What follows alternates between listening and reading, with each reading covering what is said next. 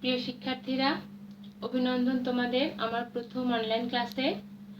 আশা করি তোমরা সবাই ভালো আছো, সুস্থ আছো এবং ঘরে আছো। আমি দীপ্তি রানী রায়, সহকারী শিক্ষক, আহমেদ বাউন একাডেমি স্কুল ও কলেজ। আমি আজকে বর্তমান যে পরিস্থিতি, এই পরিস্থিতিতে সবাই এখন ঘরেই আছে, ঘরেই অবস্থান করছে। আশা করি তোমরাও ঘরেই অবস্থান করছো এবং বাসায় বসে পড়াশোনা করছো। তোমাদের পড়াশোনার সুবিধার্থেই আমাদের অধ্যক্ষ স্যারের উদ্যোগে এবং অনুপ্রেরণায় আমরা তোমাদের অনলাইন ক্লাসগুলো নিচ্ছি। যদিও আজকে আমি প্রথম ক্লাসে এসেছি, তো আশা করছি পরবর্তীতে আরো ক্লাসে আসবো তোমাদের। তো আজকে আমি তোমাদের নবম ও দশম শ্রেণীর রাষ্ট্রবিজ্ঞান বিষয়ে আলোচনা করতে যাচ্ছি। আজকে তোমাদের পাঠ্য বইয়ের তৃতীয় অধ্যায় সম্পদ বিষয়ে আলোচনা করব আমি।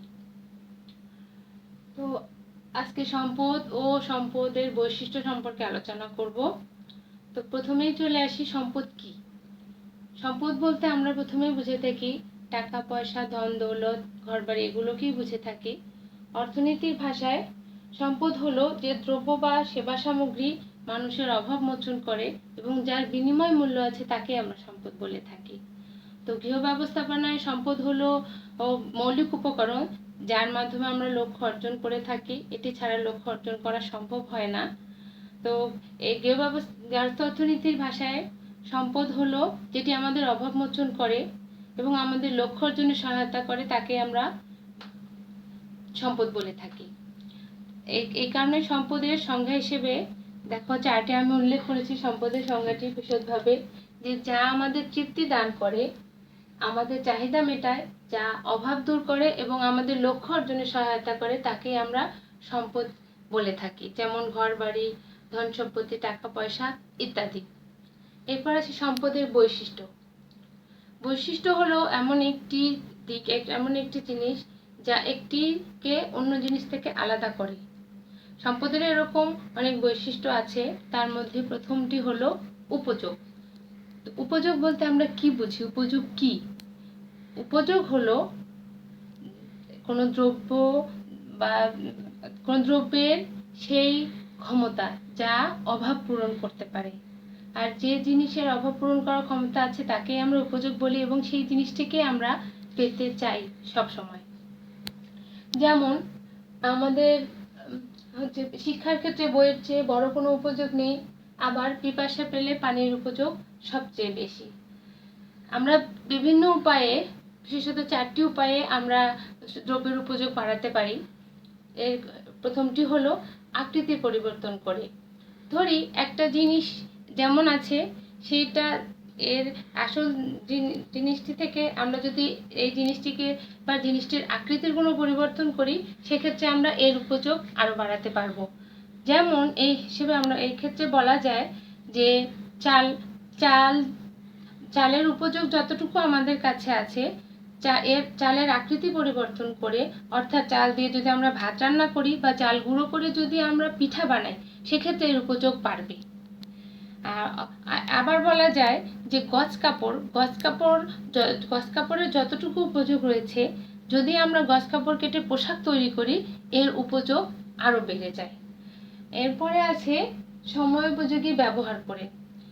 যে জিনিসটির যখন দরকার সেই সময়ে, যে জিনিসটি দরকার সেই সময়ে যদি আমরা সময় উপযোগী ব্যবহার করি, তাহলে আমরা উপযোগ বাড়াতে পারি। আমরা সাধারণভাবে আমরা অর্থ উপার্জন করি বা অর্থ গচ্ছিত রাখি আমাদের প্রয়োজনে কাজে লাগানোর জন্য। তো যখন আমাদের টাকাটা প্রয়োজন, সেইটা আমরা যদি জমি কেনা বা বাড়ি বানানোর কাজে যদি আমরা এই গচ্ছিত অর্থ ব্যবহার করি, তাহলে এটা সময় উপযোগী ব্যবহার হবে। এরপরে আছি স্থানান্তরের মাধ্যমে। একটা জিনিসের যে স্থানে আছে, এটি সেই স্থান থেকে অন্য স্থানে স্থানান্তর করার ফলে এর উপযোগ বাড়ে। যেমন আমরা সবাই জানি আমাদের দেশের প্রেক্ষিতে, আমাদের দেশে রাজশাহী অঞ্চলে আমের ফলন ভালো হয়। গ্রীষ্মকালে রাজশাহী অঞ্চলে আমের ফলন ভালো হয় এবং আমরা সবাই পছন্দ করি রাজশাহীর আম। বাংলাদেশের সবখানেই যায় এবং সবাই পছন্দ করে। তো আমরা রাজশাহীতে এর উপযোগ যতটা আছে, এটা যদি রাজশাহী থেকে স্থানান্তর করে অন্য কোনো জায়গায় নিয়ে যাওয়া যায়, এর উপযোগ আরো বেড়ে যায়। এরপরে আসি আমরা চাহিদা মেটানোর দ্বারা। কখনো কখনো কোনো নির্দিষ্ট একটি জিনিসের চাহিদা বেড়ে যায়, তখন এর উপযোগটাও বেড়ে যায়। যেমন পরীক্ষার সময় সাধারণভাবে কলম ও কাগজের উপযোগ বেড়ে যায়। এভাবেই কিছু কিছু জিনিস আছে যেগুলোর আমরা উপযোগ বাড়াতে পারি। এরপরে সম্পদের দ্বিতীয় বৈশিষ্ট্যে আসি আমরা। সম্পদের দ্বিতীয় বৈশিষ্ট্য হলো আয়ত্তাধীন বা মালিকানাধীন। সম্পদ আয়ত্তাধীন বা মালিকানাধীন হতে হবে। যদি তা না হয় তাহলে কোনোদিনই এর উপর অধিকার প্রতিষ্ঠিত হবে না। তো যেমন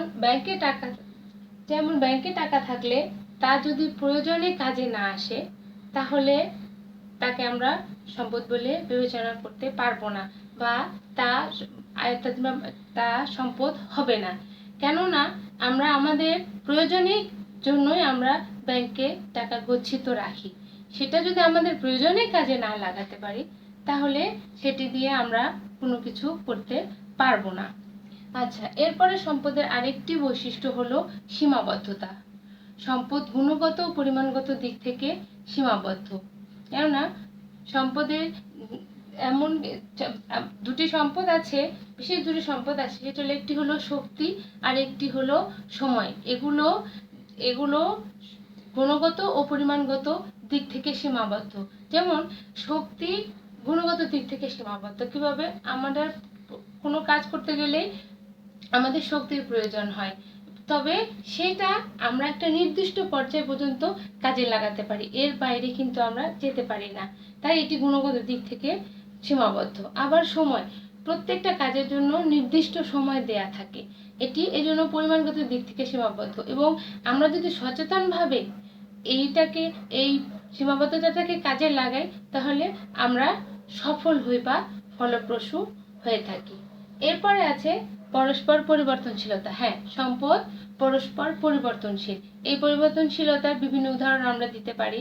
যেমন বিকল্প ব্যবহার করে আমরা একটি সম্পদের বিকল্প অন্য একটি সম্পদ ব্যবহার করতে পারি। যেমন ভাতের পরিবর্তে আমরা রুটি খেতে পারি, অথবা আমরা পরিবেশ রক্ষার্থে পলিথিন ব্যবহার না করে আমরা পাটের জিনিস বা কাগজের জিনিস ব্যবহার করতে পারি। দ্বিতীয়ত বহুবিধ ব্যবহার করতে পারি। বহুবিধ ব্যবহার করে এর পরিবর্তনশীলতা আনতে পারি। যেমন আমার বাসায় স্থান সংকুলান রয়েছে, সেক্ষেত্রে একটি আসবাব ব্যবহার করে আমি অনেকগুলো কাজ করতে পারি। যেমন আমি একটি ডাইনিং টেবিল কিনলাম, এই টেবিলে আমি খাবারের আয়োজন করতে পারি। খাওয়া হয়ে গেলে আমি এখানে আমার বাচ্চাদের পড়াশোনার কাজ চালাতে পারি। আবার আমি এখানে আমার কাপড় চোপড় ইস্ত্রি করার কাজও চালাতে পারি। এরপরে আছে বিনিময়। সম্পদের বিনিময়ের মাধ্যমেও আমরা এর পরিবর্তনশীলতা আনতে পারি। যেমন একটি জিনিসের বিনিময়ে আমরা আরেকটি জিনিস পেয়ে থাকি, টাকার বিনিময়ে আমরা বিভিন্ন পণ্য পেয়ে থাকি। এরপরে আছে সৃষ্টি। একটি সম্পদ দিয়ে আমরা আরেকটি সম্পদ সৃষ্টি করতে পারি। যেমন আমাদের জমি আছে, জমিতে যদি আমরা নতুন কোনো ফসল ফলাই তাহলে আমার জমিটি একটি সম্পদ থেকে গেল, এবং এটা থেকে নতুন আরেকটি সম্পদ, একটি ফসল আমরা সৃষ্টি করতে পারলাম। এরপরে আছে রূপান্তরযোগ্য।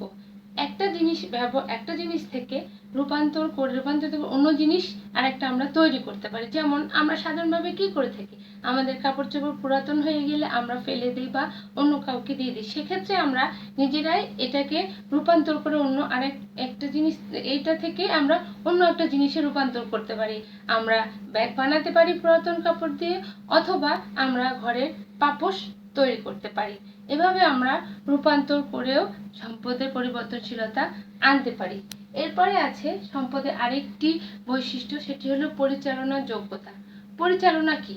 সম্পদের সুষ্ঠু ব্যবহারকে আমরা পরিচালনা বলে থাকি।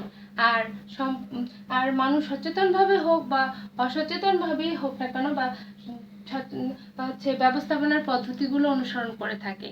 যেমন কোনো কাজ করতে গেলে আমরা যেমন জ্ঞান, বুদ্ধি, দক্ষতা ইত্যাদি এই আমাদের সম্পদগুলোকে ব্যবহার করে থাকি, এবং এগুলো ব্যবহার করার সময় আমরা বিভিন্ন ব্যবস্থাপনার পদ্ধতিগুলো গ্রহণ করে থাকি।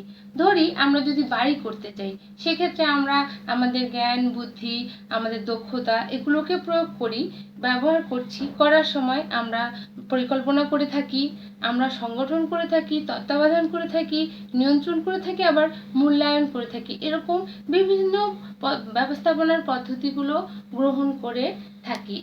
এই আপাতত এগুলোই আমরা সম্পদের বৈশিষ্ট্য আজকে এই পর্যন্ত আলোচনা করলাম। যাই হোক, তো আমি জানি এইটি একটি বিশেষ এবং এই অধ্যায় থেকে প্রত্যেক বছরই তোমাদের কোনো না কোনো প্রশ্ন থাকেই। তো আমি আশা করব আমি তখন যা পড়ালাম হয়তো তোমরা ভালোভাবে এগুলো পড়বে এবং মনোযোগ দিয়ে পড়বে এগুলো। আচ্ছা, এই অধ্যায় থেকে যে সাধারণত যে ধরনের প্রশ্ন হয়ে থাকে এগুলো আমি একটু তোমাদেরকে জানাতে চাই, বা সম্ভাব্য যে প্রশ্নগুলো এই অধ্যায় থেকে আসতে পারে সেগুলো হচ্ছে, একটি হলো শক্তি কোন দিক দিয়ে সীমাবদ্ধ, কোন দুটি সম্পদ আয়ত্ত করতে অনুশীলন প্রয়োজন হয়, বা পরিচালনা কি। আবার হতে পারে কিভাবে সময় ও শক্তি সীমাবদ্ধতা নিয়ন্ত্রণ করা যায়। আবার হতে পারে সম্পদের সীমাবদ্ধতা বলতে কি বোঝায়, অথবা সম্পদ আয়ত্তাধীন ব্যাখ্যা করো। সাধারণত এই ধরনের প্রশ্নগুলো তোমাদের এই অধ্যায় থেকে হয়ে থাকে। তো আমি আশা করছি যে তোমাদের এতক্ষণ যা পড়ালাম এগুলো তোমরা অনুশীলন করবে, বাসায় পড়বে, এবং যদি তোমাদের কোনো সমস্যা থাকে আমাকে তোমরা জানাবে। আর এই অধ্যায় ছাড়াও অন্য কোনো অধ্যায় সম্পর্কে যদি তোমাদের কিছু জানার থাকে তাহলে অবশ্যই আমাকে জানাবে। আমি চেষ্টা করব পরবর্তীতে সেগুলো নিয়ে আলোচনা করার। আজকে আমি যা আলোচনা করলাম আশা করছি পরবর্তীতে আরও কোনো অধ্যায় নিয়ে অবশ্যই আমি আলোচনা করব। যে অধ্যায়গুলোতে তোমাদের সমস্যা মনে করব আমি সেগুলো নিয়ে অবশ্যই আলোচনা করব। তোমরা ঘরে থাকবে, বাসায় থাকবে, সুস্থ থাকবে এবং অবশ্যই ভালোভাবে পড়াশোনা করবে। আজকে এ পর্যন্তই। ধন্যবাদ সবাইকে।